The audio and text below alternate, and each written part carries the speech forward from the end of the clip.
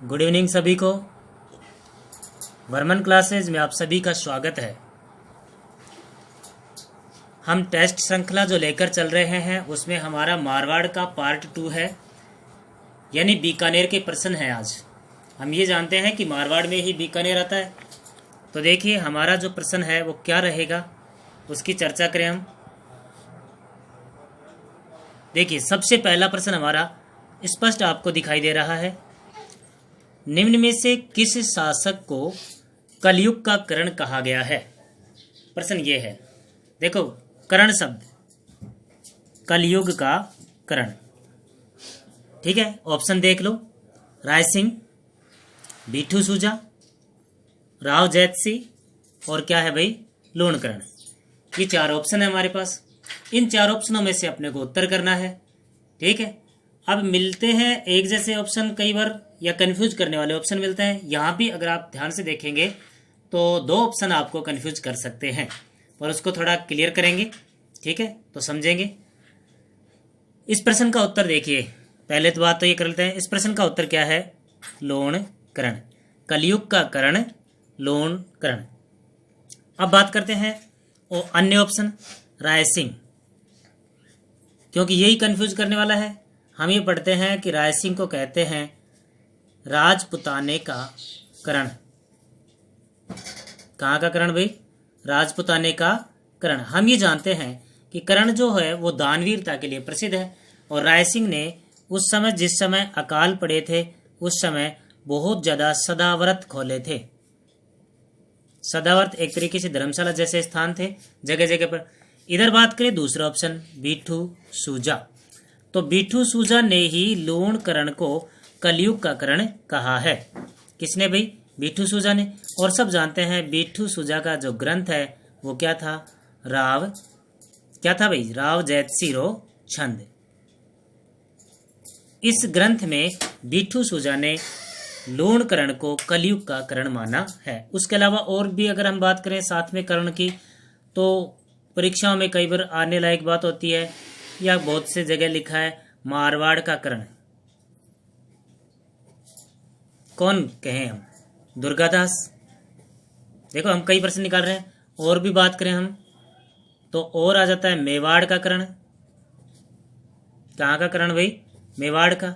मेवाड़ का कर्ण की बात करें तो भामाशाह भाई, जिसने महाराणा प्रताप को सहायता राशि दी थी। तो जो सहायता राशि देता है वो कर्ण होता है, दान देता।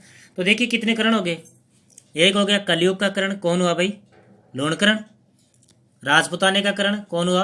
राय सिंह। और राय सिंह को कहने वाले की हम बात कर लेते हैं। राय सिंह को किसने कहा था? मुंशी देवी प्रसाद ने। तो देखो कितने प्रश्न निकले। यहां मुंशी देवी प्रसाद ने कहा है, ठीक है, यहां कहा है किसने? बीठू सूजा ने। इस प्रकार से हमारे सारे ऑप्शन कवर हुए हैं। तो फर्स्ट प्रश्न हमारा कवर हुआ। अगर ध्यान से देखें तो प्रश्न को हम बोल रहे हैं फर्स्ट, लेकिन सही ध्यान से देखें तो हमारा एक प्रश्न नहीं, ये कुछ यानी कि कम से कम 6 या 7 प्रश्न के आसपास हम कवर कर रहे हैं। आगे चलें। अगला प्रश्न, दूसरा प्रश्न दिखाई दे रहा होगा, देखिए ध्यान से। ये रहा दूसरा प्रश्न। गिरी सुमेल के युद्ध में बीकानेर के किस शासक ने शेरशाह सूरी की सहायता की थी? गिरी सुमेल का युद्ध, ठीक है, मैं बता दूं कब हुआ था?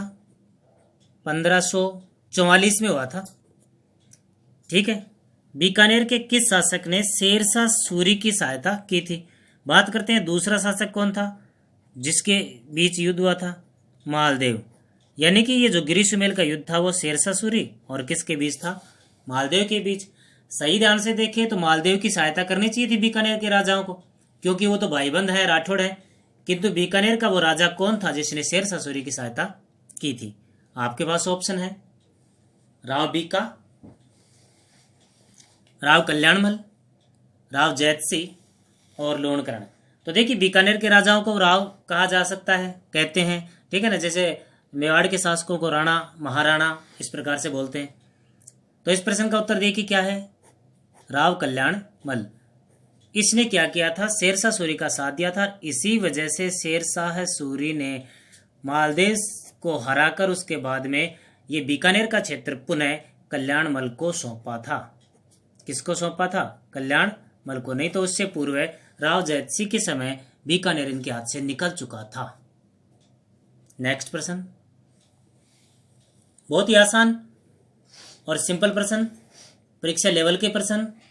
देखिए प्रश्न क्या है, कहता है बीकानेर का वह शासक जिसने अफगानों व मुगलों की अधीनता स्वीकार की, दोनों की, अफगानों की भी और मुगलों की भी, दोनों की अधीनता स्वीकार की, बीकानेर का वह शासक। पहला पूछ रहा होगा क्योंकि बाद में तो भाई उनके वंशज हैं वो काफी सालों तक अधीन ही रहे होंगे, तो ये पहला पूछ रहा है। ठीक है, ऑप्शन देखिए, ए गंगा सिंह, बी राव बीका, सी कल्याण सिंह और डी है राव जैत सिंह। बहुत बहुत धन्यवाद आप लोगों को। जो लोग कमेंट किए हैं उनके कमेंट सही भी हैं, एक आध कमेंट गलत हो जाए कोई बड़ी बात नहीं, अभी भी हमारा समय है सीखने का, सीखेंगे तो आगे बढ़ेंगे। चलो इस प्रश्न का उत्तर निकालते हैं। इस प्रश्न का उत्तर देखिए क्या निकलेगा, कल्याणमल। कल्याणमल ने अफगानों की अधीनता की बात करें तो किसकी सहायता से राजा बना था? शेर शाह सूरी की सहायता से, तो अफगानों की अधीनता हो गई।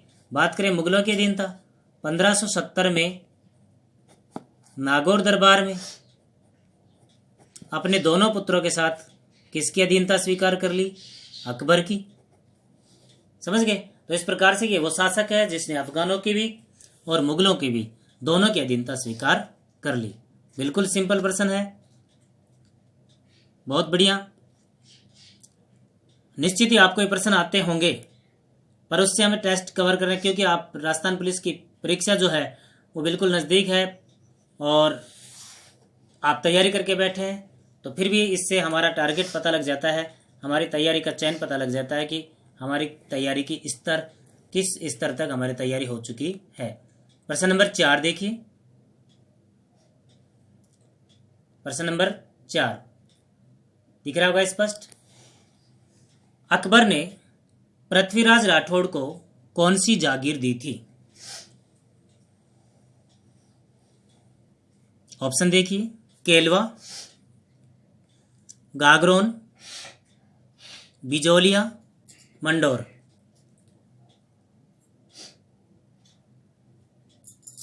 चलो हाँ बिल्कुल बताएं, 2-3-4 सेकंड में ही आपको कमेंट करना होगा क्योंकि हम ज़्यादा समय व्यतीत नहीं कर सकते हैं। देखिए इस प्रश्न का उत्तर तो रखते हैं हम गागरोन।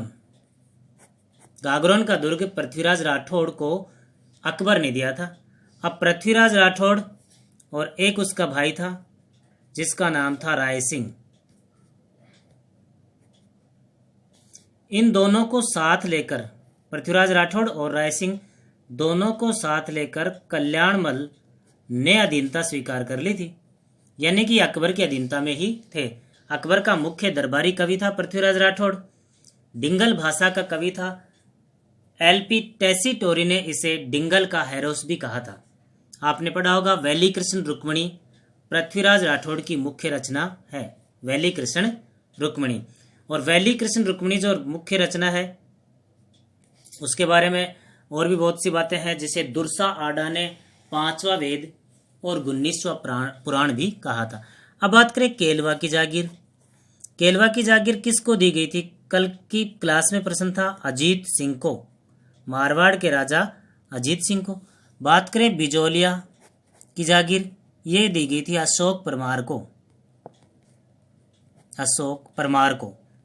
जिस समय अशोक परमार जगनेर भरतपुर के कोई छोटे मोटे सांसद या ऐसे छोटे मोटे शासक थे, ठीक है ना, तो खानवा के युद्ध में राणा सांगा ने ये जागीर दी थी। बाद में बिजोलिया बना। ये हम किसान और जनजाति आंदोलन में भी अध्ययन करते हैं।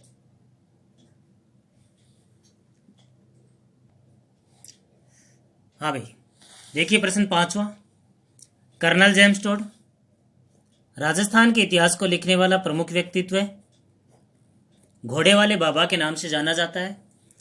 कर्नल जेम्स टोड ने कौन से ग्रंथ के बारे में कहा था? इस ग्रंथ में 10,000 घोड़ों के बराबर बल है।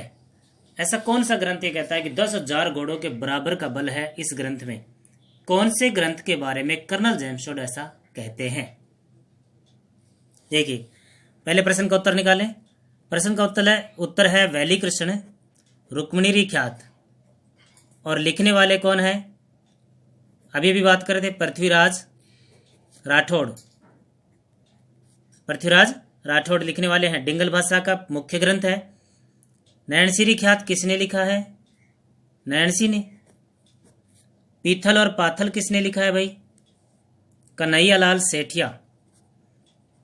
कन्हैयालाल सेठिया की रचनाएं परीक्षाओं में आती रहती हैं, जैसे लीलटास और ऐसे। क्या नाम है भाई? कन्हैयालाल सेठिया। कन्हैयालाल सेठिया की एक रचना धरती धोरारी बहुत बार परीक्षा में आती रहती है। अगला, अर्ली चौहान डायनेस्टी, लिखने वाले कौन है? दशरथ शर्मा। दशरथ शर्मा। इस प्रकार से हम 4 ऑप्शन को कवर कर रहे हैं एक प्रश्न के साथ। निश्चित ही आपको इसका फायदा होगा। हाँ, प्रश्न 6 देखिए। बीकानेरी चित्रशैली का स्वर्ण काल था। बीकानेरी चित्रशैली का स्वर्ण काल था। अगर ऐसे ध्यान नहीं रहे तो एक ध्यान रख सकते हैं। चलो उस प्रश्न को आगे, वो प्रश्न भी आएगा तब बताएंगे। गंगा सिंह, राय सिंह, अनूप सिंह व कल्याणमल। प्रश्न का उत्तर देखिए, मिलान करें आप। अनूप सिंह। स्वागत है आप सभी का हमारे इस चैनल पर। जो भी आ रहे हैं, अगर वीडियो पसंद आए, अगर प्रश्न बेस्ट लगे तो लाइक करें, अपने दोस्तों को शेयर करें, और जो कोई नए आ रहे हैं वो चैनल को सब्सक्राइब करें। देखिए, गंगा सिंह, राय सिंह, अनूप सिंह व कल्याण सिंह। इस प्रश्न का उत्तर क्या रहेगा भाई? अनूप सिंह के काल में बीकानेरी चित्रकला का स्वर्ण काल था। कल के क्वेश्चन में हमने मारवाड़ी चित्रकला का स्वर्ण काल बताया था। नेक्स्ट क्वेश्चन देखेंगे। ये लो भाई, नेक्स्ट क्वेश्चन। 33 करोड़ देवी देवताओं का मंदिर स्थित है। कहाँ स्थित है? A option Jodhpur, B option Bikaner, C Udaipur, और डी क्या है भाई? जयपुर। प्रश्न क्या है? 33 करोड़ देवी देवताओं का मंदिर। तो देखो, इस मंदिर की मूर्तियां जो हैं वो दक्षिण भारत से लाई गई।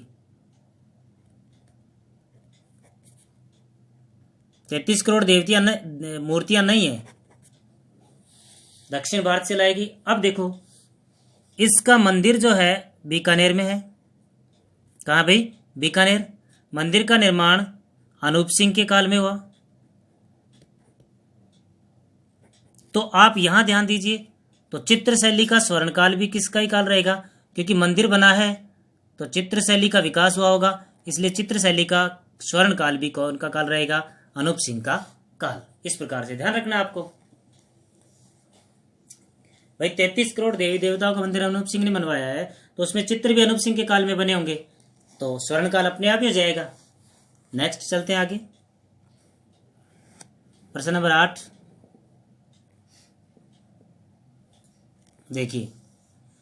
मुगल साम्राज्य का स्तंभ कहलाता है, या मुगल साम्राज्य का स्तंभ किस शासक को कहते हैं?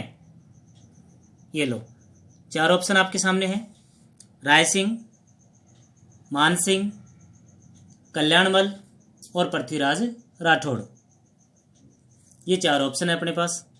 इनमें से किस शासक को मुगल साम्राज्य का स्तंभ, यानी कि डगमगाते हुए साम्राज्य को संभालने वाला व्यक्ति? उत्तर मिलान कीजिए आप। आपने जो भी कमेंट किए हैं बहुत बहुत बढ़िया। उत्तर राय सिंह। उत्तर क्या है भाई? राय सिंह। बीकानेर का राजा राय सिंह। इस राय सिंह को मुगल साम्राज्य का स्तंभ के नाम से जाना जाता है। हम कंफ्यूज हो सकते हैं मान सिंह पर मान सिंह मुगल साम्राज्य का स्तंभ नहीं होगा। कहा जाता है मान सिंह के बारे में 67 युद्धों का विजेता, ऐसा कुछ। ठीक है, कल्याणमल भी नहीं है। पृथ्वीराज राठौड़ और राय सिंह ये दोनों भाई थे। कल्याणमल उनका पिता था और मान सिंह जो था वो जयपुर का शासक था। आमेर का था, क्योंकि तब तक जयपुर, ठीक है, इस प्रकार से जयपुर का क्या था? शासक। चलते हैं नेक्स्ट प्रश्न की ओर। अगला प्रश्न, महाराजा गंगा सिंह से संबंधित कुछ सूचनाएं दी गई हैं। कुछ तथ्य हैं, उनमें से गलत तथ्य का चयन करना है। अच्छी तरह जानते हैं महाराजा गंगा सिंह बीकानेर का राजा था। 4 ऑप्शन दे रखे हैं, ध्यान से देखिए। राजपुताने का प्रथम राजा था जिसने देश से बाहर सेना भेजी। सही है या गलत आप जानते हैं, मैं नहीं जानता। पेरिस शांति सम्मेलन में शामिल होने वाला एकमात्र राजपूत राजा था। चीन में घुड़सेना भेजी जो गंगा रिसाला कहलाती है। तीनों गोलमेज सम्मेलन में भाग लेने वाला एकमात्र क्या था? राजपूत राजा। अब इनमें से कौन सही है या कौन गलत है? किसी एक गलत का चयन करना है। बताइए भाई, आराम से बताइए। महाराजा गंगा सिंह से संबंधित बहुत बातें हैं। गंग नहर लेकर आया, है ना, ऐसे बहुत सारी बातें हैं। गोलमेज सम्मेलन में गया, और भी बहुत सारी बातें हैं। चलो इस प्रश्न का उत्तर निकालें। इस प्रश्न का उत्तर निकलेगा सी, चीन में गंगा रिसाला भेजा। यहां तक सही है ये बात। पर ये गंगा रिसाला क्या था? ये था ऊंटों की सेना, ऊंटों की सेना। ठीक है, तो हमारा प्रश्न का उत्तर ये सही निकलेगा, क्योंकि यहां इसमें बीच में यहां दे रखा है क्या भाई? घुड़सेना। यहां से हम इसको कटस करेंगे, इसका मतलब बाकी 3 ऑप्शन सही है और ये एक ऑप्शन गलत है। चलिए आगे, अगला प्रश्न देखिए। देखिए आराम से देखिए। हाँ, बीकानेर का लालगढ़ पैलेस किसने बनवाया? सूरत सिंह, गंगा सिंह, राय सिंह, राव जैत सिंह। बताइए भाई प्रश्न का उत्तर। चलो कीजिए। इस प्रश्न का उत्तर भी क्या रहेगा? गंगा सिंह। गंगा सिंह के पिता का नाम था लाल सिंह। गंगा सिंह के पिता थे। गंगा सिंह के पिता का नाम क्या था भाई? लाल सिंह। और उस लाल सिंह की स्मृति में उसने लालगढ़ पैलेस बीकानेर में निर्माण करवाया था। नेक्स्ट चलते हैं।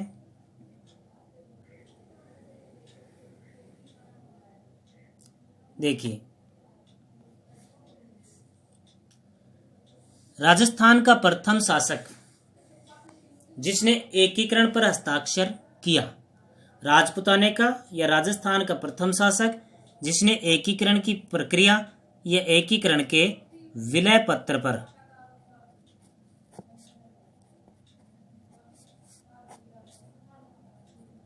हस्ताक्षर किया था, वो पहला शासक बताना है। उदयभान सिंह, शार्दुल सिंह, सरदार सिंह या महाराणा भूपाल सिंह। हाँ, बहुत बहुत बढ़िया, सिंपल प्रश्न है बहुत ही, क्योंकि परीक्षाओं में भाई हम बहुत कई बार डीप लेवल लेकर चले जाते हैं, लेकिन प्रश्न जो है वो वहां से नहीं आते। बहुत बार बिल्कुल ही सिंपल प्रश्न आ जाते हैं। इस प्रश्न का उत्तर निकालिए।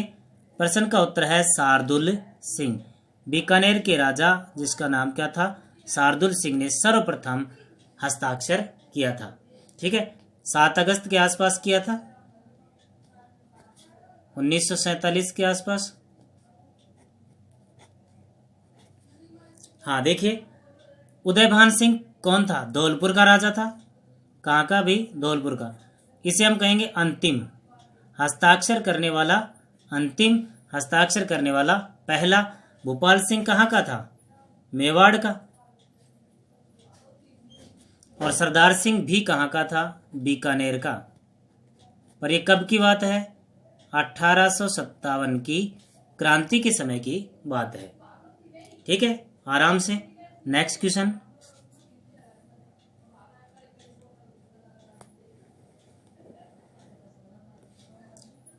बीकानेर के राजा राय सिंह को कितनी मनसबदारी दी गई? बीकानेर के राजा राय सिंह को कितनी मनसबदारी दी गई? मनसबदारी जो शब्द है इसके बारे में कई बार बता दिया गया। ये एक श्रेणी है। क्या है? ये एक श्रेणी। इसमें 2 पद होते हैं। एक पद होता है जात और एक पद होता है क्या? सवार। यानी कि सवार जितनी सेना दी जाएगी उसके अनुसार उसका जात होगी, उसकी वैल्यू होगी, उसका वेतन होगा। ठीक है, तो देखिए इस प्रश्न का उत्तर तो मैं आपको बता देता हूं। प्रश्न का उत्तर आप करिए 5000 मनसबदारी, यानी कि 5000 सवार और 5000 जात। पर पहली बार उसको दी गई थी 4,000, बाद में दी गई 5,000, तो हमने अधिकतम उठा लिया है। उत्तर क्या रखे? 5,000। चलते हैं आगे। हाँ देखिए, अगला प्रश्न है, राय सिंह निम्न में से किन दो मुगल शासक पूछ रहे के समकालीन रहे? बीकानेर का राजा है, राजा कौन है भाई? राय सिंह। ऑप्शन ए अकबर व जहांगीर, बी है जहांगीर व शाहजहां, सी है शाहजहां व औरंगजेब, अकबर व शाहजहां। बताइए। चलो करें उत्तर, मिलान कीजिए। इस प्रश्न का उत्तर है ए। राय सिंह अकबर की सेवा में गया था और जहांगीर तक सेवा दिया था, और जहांगीर का सबसे खास व्यक्ति राय सिंह ही था। इसी कारण उसे मुगल साम्राज्य का स्तंभ भी कहा जाता था। देखते हैं नेक्स्ट प्रश्न। ये लो भाई, राय सिंह प्रशस्ति के लेखक कौन है? ध्यान से देखिए, हमने पढ़ा है पीछे। राय सिंह प्रशस्ति को जूनागढ़ प्रशस्ति भी कहते हैं। कौन सी प्रशस्ति भाई? जूनागढ़ प्रशस्ति। और प्रशस्ति क्या होता है? जिसमें किसी राजा का यशोगान दिया गया हो, किसी राजा का बखान किया गया हो, वो प्रशस्ति होती है। हमने राज सिंह प्रशस्ति भी देखा है, हमने जगत सिंह प्रशस्ति भी देखा है, ये राय सिंह प्रशस्ति है। कीर्ति स्तंभ प्रशस्ति देखा है। तो देखिए, इसके रचनाकार पूछा जा रहा है। ऑप्शन देखिए, कृष्ण भट्ट, कवि अत्रि, जैन मुनि जैता या रणछोड़ भट्ट। कीजिए, बहुत सिंपल प्रश्न है, कीजिए भाई, बताइए। चलो इस प्रश्न का उत्तर आप मिलान कीजिए। प्रश्न का उत्तर है जैन मुनि जैता। ये है इसका, क्योंकि कृष्ण भट्ट अलग प्रशस्ति है, ठीक है। कवि अत्रि जो है वो कीर्ति स्तंभ प्रशस्ति है। रणछोड़ भट्ट अलग प्रशस्ति के, राज सिंह प्रशस्ति का है रणछोड़ भट्ट। कृष्ण भट्ट जगत नाथ राय प्रशस्ति है। ये लो लिख देते हैं, जगत नाथ राय प्रशस्ति। कवि अत्रि कीर्ति स्तंभ प्रशस्ति, जैन मुनि राय सिंह प्रशस्ति, और रणछोड़ भट्ट राज सिंह प्रशस्ति। ये लो, कितने प्रश्न कवर है हमारे एक प्रश्न के साथ। अब प्रश्न और भी कवर कर लेते हैं। राय सिंह प्रशस्ति लिखी कहाँ है? कौन से पोल पर लिखी है? पोल यानी दरवाजे हैं, हनुमान पोल, सूरज पोल, फलाना पोल, दिखड़ा पोल, ऐसे होते हैं ना। तो देखिए, ये है सूरज पोल पर। राय सिंह प्रशस्ति कहाँ लिखी है भाई? सूरज पोल पर लिखी हुई है। तो कई प्रश्न हो गए हमारे ना। तो चलते आगे, अगला प्रश्न। लो भाई, प्रश्न आपको दिख रहा होगा। बीकानेर का कौन शासक जोधपुर का प्रशासक रहा? देखो, शासक कहाँ का है? बीकानेर का। कौन शासक जोधपुर का प्रशासक रहा? ऑप्शन देखिए, अनूप सिंह, गंगा सिंह, राय सिंह और दलपत सिंह। चलो उत्तर निकालें, कीजिए, आप कमेंट करते रहें। प्रश्न का उत्तर राय सिंह है। लगभग बात है 1572-73 की। उस समय जोधपुर का राजा कौन था? चंद्रसेन, राव चंद्रसेन। तो राव चंद्रसेन बद्राजुण चला गया था भाई। मारवाड़ का प्रताप है, सबसे पहला शासक है जिसने अकबर के खिलाफ अभियान किया। तो यहां हम ये बात करेंगे कि राय सिंह को 1572-73 में अकबर ने प्रशासन संभाल दिया था। बीकानेर का राजा है ये, इसको जोधपुर का प्रशासक बनाया था एक बार, है ना। अगला प्रश्न, ये लो, करणभूषण, काव्य डाकिनी, ये दो पुस्तक है, करणभूषण और क्या है? काव्य डाकिनी। इन पुस्तकों की रचना की गई किसके द्वारा? जयसोम, गंगाधर मैथिल, पद्मनाभ, अनूप सिंह।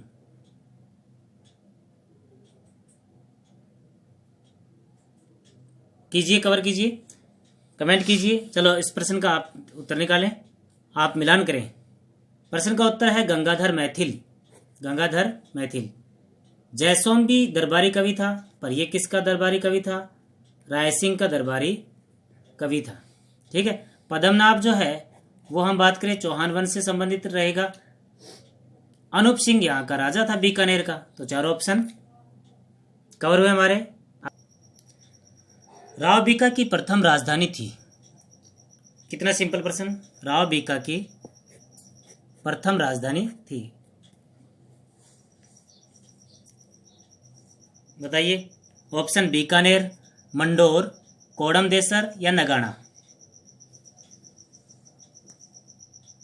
हाँ, बहुत बहुत बढ़िया। आप लोगों के जो ऑप्शन आ रहे हैं बहुत बढ़िया हैं। देखिए इस प्रश्न का उत्तर, अपन ज़्यादा समय नहीं व्यतीत करते हैं, सीधा उत्तर निकालते हैं। कोडम देसर। कहाँ था ये? उस समय जांगल प्रदेश में था। तो राव बीका है ना, वो मारवाड़ का ही था, लेकिन मारवाड़ के राजाओं से पृथक होकर राव जोधा का पुत्र था। राव जोधा का क्या था? पुत्र। उससे कंफ्यूजन होकर, कोई विवाद होकर और ये चला आया नए राज्य की तलाश में, और उसने कोडम देसर को पहली बार अपनी क्या बनाई थी? राजधानी। बाद में उसने बीकानेर शहर की क्या कर दी थी भाई? स्थापना कर दी थी बीकानेर शहर की। ठीक है। इस प्रकार से मंडोर जो थी वो मारवाड़ की राजधानी हुआ करती थी। नगाना में मारवाड़ की कुल देवी नागणेची माता का मंदिर है। अगला प्रश्न देखिए। हुमायूं के भाई, किसका भाई है? हुमायूं। क्या नाम है? कामरान। को किस शासक ने पराजित किया था? हुमायूं के भाई कामरान को किस शासक ने पराजित किया था? ऑप्शन देखिए। राय सिंह, राव जैत सिंह, लोणकरण व गंगा सिंह। करिए भाई, मिलान भी करते रहिए। लास्ट में आप देख सकते हैं वीडियो अपलोड होने के बाद में यूट्यूब पर आप एक बार और देखें 2 मिनट के बाद। इतना सा कष्ट करना है और फिर वीडियो पर कमेंट जरूर करें, क्योंकि ये कमेंट तो यही दिखाते हैं। देखिए इस प्रश्न का उत्तर है राव जैत सिंह। ये सन बात थी 1534 की। 1534 के आसपास का युद्ध था, और उस युद्ध में कामरान जो है, पहले कामरान ने आक्रमण किया था, राव जैत सिंह को पराजित किया था। बाद में राव जैत सिंह ने कामरान को पराजित किया था 1534 में। ठीक है। अगला प्रश्न सिंपल प्रश्न है, बढ़िया प्रश्न है, आने लायक परीक्षा में। मालदेव के समकालीन बीकानेर का शासक कौन था? देखिए पूछ रहा है मालदेव के समकालीन बीकानेर का शासक। मालदेव कहाँ का है? मालदेव तो मारवाड़ का है। तो बीकानेर का शासक पूछ रहा है। लोणकरण, राय सिंह, राव जैत सिंह, गंगा सिंह। मतलब एक प्रश्न अगर हमको आता है तो दूसरा भी लगभग आने लायक होना चाहिए। क्यों? क्योंकि उसके समकालीन प्रश्न बनाए जा रहे हैं। टॉपिक में से उठाए जो हमने कभी क्लास में पढ़ाए थे उन्हीं टॉपिकों में से उठाए जा रहे हैं, कोई अलग प्रश्न नहीं। और भाई 1 घंटे पहले आपके पास नोटिफिकेशन आ जाता है कि आज किसके प्रश्न होंगे, तो 1 घंटे में आप उस टॉपिक को आराम से उठा के स्पीड पर कवर कर सकते हो। 1 घंटा वो, आधा घंटा ये लगता है, 1.5 घंटे में आपका एक टॉपिक तैयार हो जाता है। तो देखिए इस प्रश्न का उत्तर है राव जैत सिंह। राव क्या है भाई? जैत सिंह। इसी राव जैत सिंह के दरबार में दरबारी कवि था जिसका नाम था बिट्ठू सूजा। क्या नाम था भाई? बिट्ठू सूजा। इसी ने ग्रंथ लिखा था राव जैत सिंह छंद, और इसी ने कहा था लोणकरण को कलयुग का करण है। कलयुग का करण। ठीक है, ये लोणकरण रहा। प्रश्न का उत्तर क्या है?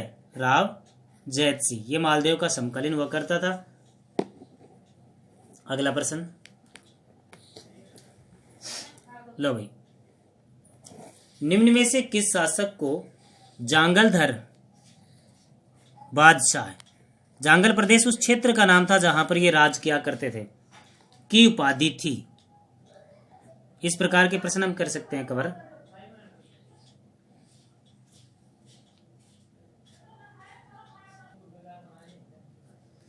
तो देखिए,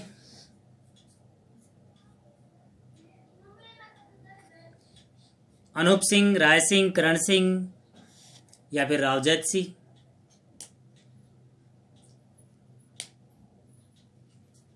चलो प्रश्न का उत्तर है करण सिंह। जांगलदर बादशाह कौन है भाई? करण सिंह। और इसे किसने कहा था? औरंगजेब के समकालीन था ये, और औरंगजेब ने ही इसे जांगलदर बादशाह की उपाधि दी थी। मुगल बादशाह, कथन है किसी का, अपनी विजयों में से आदि के लिए राठौड़ों की एक, यहां पूरा शब्द है 1,00,000, फिर से पढ़ें। मुगल बादशाह है अपनी विजयों में से आधी के लिए राठौड़ों की 1,00,000 तलवारों के एहसानमंद थे। यह किसने कहा? Option: Prithviraj Rathore, Elphinstone, George Thomas और कर्नल जेम्स टॉड। इनमें से आपको उत्तर बताना है।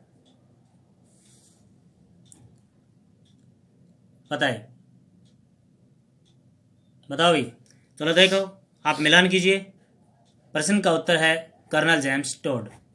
कर्नल कौन है भाई? जेम्स टॉड ने यह कथन कहा है। इसका मतलब मुगल बादशाहों या मुगल शासन के स्थापित होने में, मुगल शासन के लगातार चलने में सबसे बड़ा योगदान जो था वो किनका था? राठौड़ों का। ठीक है, नेक्स्ट प्रश्न।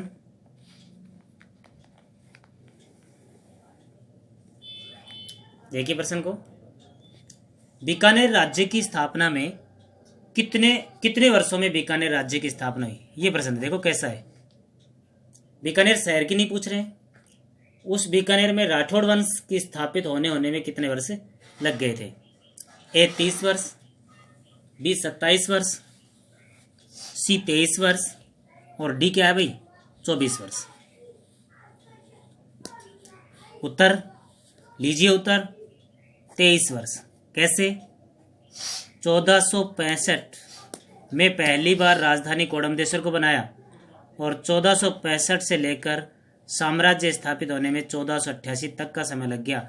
ये समय लगा और ये लगभग लगा 23 वर्ष लगा।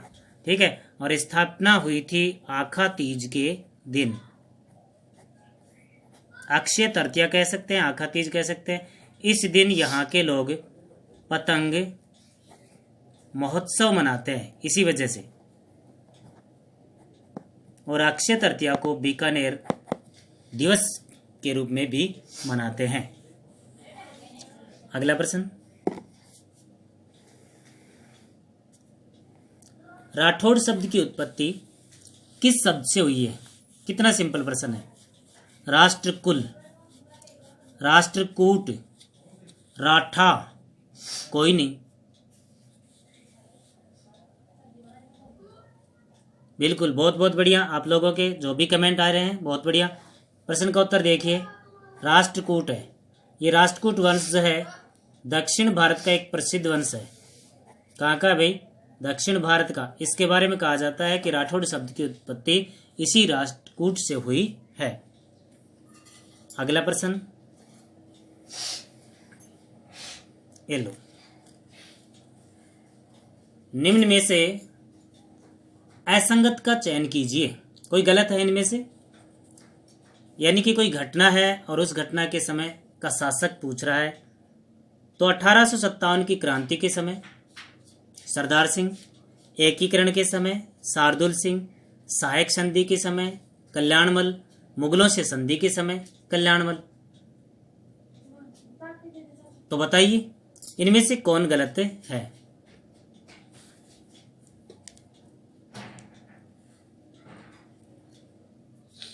चलो प्रश्न को निकाल लेते हैं। प्रश्न का उत्तर है सी ऑप्शन, सहायक संधि के समय कल्याणमल नहीं था। तो सहायक संधि के समय कौन था? सूरत सिंह। बाकी तीन स्थिति बिल्कुल सही है। ठीक है, मुगलों से संधि पर हस्ताक्षर करने वाला पहला कल्याणमल हो जाएगा, सहायक संधि पर हस्ताक्षर करने वाला सूरत सिंह हो जाएगा, एकीकरण की प्रक्रिया पर हस्ताक्षर करने वाला शार्दुल सिंह, और 1857 की क्रांति में सरदार सिंह एकमात्र राजा जो अपने राज्य क्षेत्र से बाहर जाकर क्रांतिकारियों का दमन कर रहा है। ठीक है, इस वजह से इसे टिब्बी तहसील के कुछ गांव दान में भी दिए गए थे अंग्रेजों के द्वारा। तो छोटी रियासत के प्रश्न थे आज हमारे, हम यहीं पर क्लोज करते हैं क्लास को। 28 प्रश्न ही रख लेते हैं क्योंकि 28 प्रश्नों में लगभग पूरे बीकानेर के राठौड़ वंश के प्रश्न आ चुके हैं। ठीक है, गांव में होने की वजह से, भाई सीकर में तो स्टूडियो है, सब कुछ है, कोचिंग है, लेकिन अब गांव में होने की वजह से स्टूडियो की इतनी व्यवस्था नहीं, तो समय इतना ही मिल पाता है। इतने ही समय का सदुपयोग हम सब मिलकर करें तो हाँ, आपका भी उद्धार होगा निश्चित ही, और हमारा भी उद्धार होगा। तो लाइव बने रहने वाले सभी स्टूडेंट्स का तहे दिल से धन्यवाद, और आशा करते हैं कि आप ऐसे ही हमारे साथ बने रहेंगे।